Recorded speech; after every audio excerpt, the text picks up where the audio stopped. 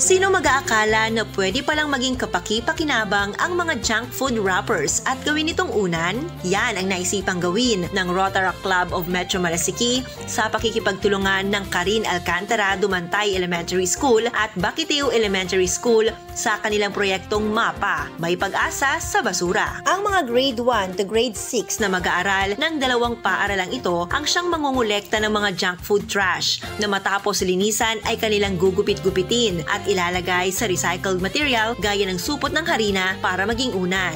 Ayon kay Ella Villobres, presidente ng Rotaract Club of Metro Malasiki, ang kanilang inisyatibo para sa proyektong ito ay malaking tulong sa kalikasan.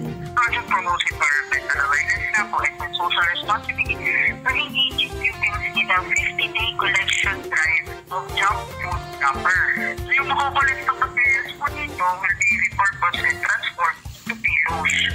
Mangyayari po doon, gugupitin po para maging or gawing pinaso at magiging Nagsimula na ang proyektong ito noong nakaraang February 14 at magtatapos ngayong March 28. Ang 697 students na makikiisa sa programang ito ay tiyak na matututo kung paano mag-reduce, reuse at recycle dahil sa programang ito. Dagdag skills din dahil sila mismo ang gagawa at magre-repurpose ng mga basurang makukolekta. They will be rewarded with basic refreshment that will be given syempre sa mga basic Dagdag pa ni Villobres, ang MAPA sa Basura ay kanilang paghahanda para sa darating na buwan ng Abril para sa selebrasyon ng Environmental Month at ika-4 na taon ng kanilang organisasyon. Ang pag-asa sa basura natin, it is in preparation for the Environmental Month to Rotary International on April.